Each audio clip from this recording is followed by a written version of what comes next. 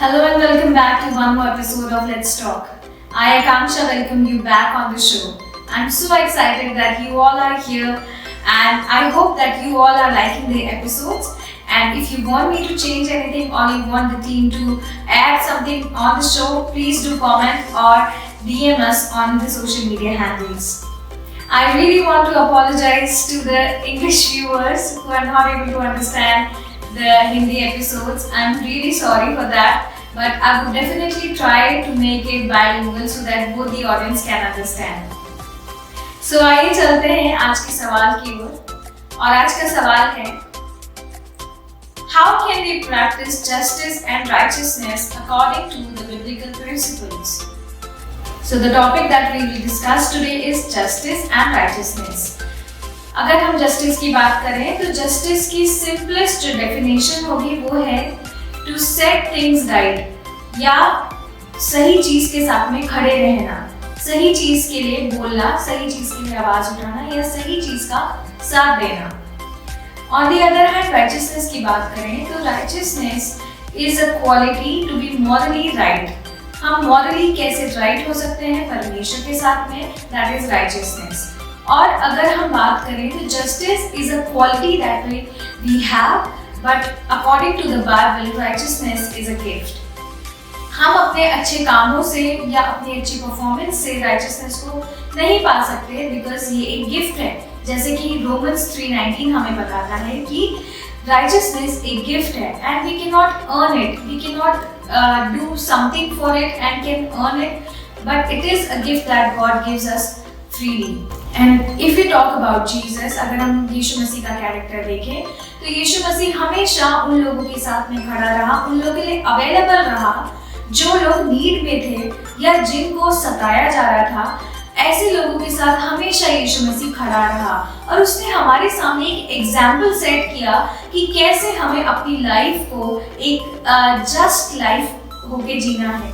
एक बार फिर से लेके आए हैं हम आपके लिए एक पोइट्री सेक्शन. आई होप कि आपको ये पोइट्री पसंद आएगी.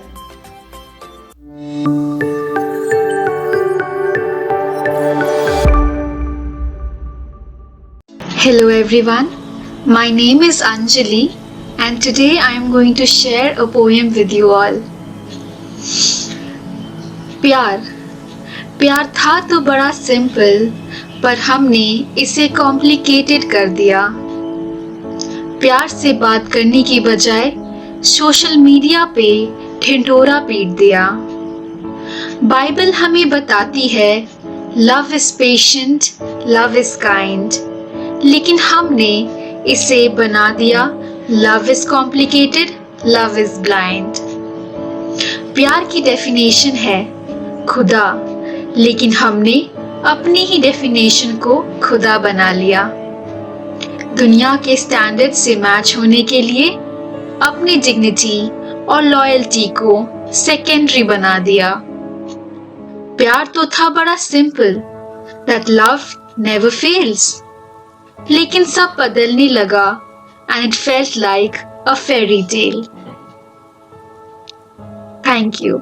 Thank you so much Anjali for such a beautiful poetry that you have recited and I hope that you all like the poetry as well. अगर आपको भी हमारे शो का पार्ट बनना है या आप लिखते हैं तो आप प्लीज हमसे कांटेक्ट कर सकते हैं. बहुत से एग्जाम्पल्स हमें यीशु मसीह की लाइफ से बाइबल में मिलते हैं कि वो कैसे कब किन लोगों के साथ में, जिन लोगों को कोई पूछता नहीं था उन लोगों के साथ में यीशु मसीह खड़ा होता था.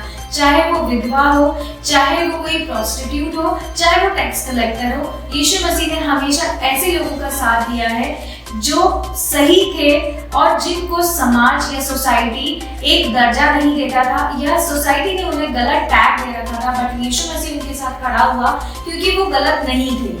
ऐसा नहीं है कि यीशु मसीह ने गलत लोगों का साथ दिया या ऐसे लोगों का साथ दिया कि जिन्होंने गलत करा है. नहीं, अगर उन्होंने गलत भी किया है तो यीशु मसीह ने उन्हें वार्न किया है कि आज के बाद में गलत मत करना, आज से तेरे पाप क्षमा हुए.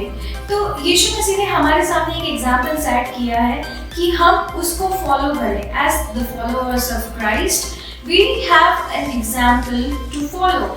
और यीशु मसीह ने हमेशा हमें सिखाया है कि दूसरों की हेल्प करें, या कोई भी अगर हमें गलत करता हुआ दिख रहा है तो ये नहीं कि हम अपना मुंह फैलें और हम कहें कि नहीं, इससे मेरे को कोई मतलब नहीं है, मेरा कोई इसमें लेना देना नहीं। उसने बोला अगर तुम्हें कोई दिखता है कि अगर वो गलत कर रहा है तो it is your responsibility to correct them. अगर आपको दिख रहा है या आपका भाई या बहन या कोई भी आपके आसपास जो है वो गलत कर रहे हैं तो इट इज योर रिस्पॉन्सिबिलिटी कि आप उसे करेक्ट करें। तो परमेश्वर ने, यीशु मसीह ने हमें यही सिखाया है कि गलत को नेग्लेक्ट नहीं करना है सिर्फ रेस्पेक्ट में आके, या हम किसी भी रिलेशन को बचाने के लिए या कैसे भी, लेकिन उसने बोला है कि जहाँ गलत है वहाँ आपको बताना है कि वो गलत है, सो दैट वो फ्यूचर में कुछ और बड़ा गलत ना कर सके। So this is what justice is all about and this is what the biblical perspective of justice is. आइए चलते हैं आज के क्रिएटिव सेक्शन में और सीखते हैं कुछ नया।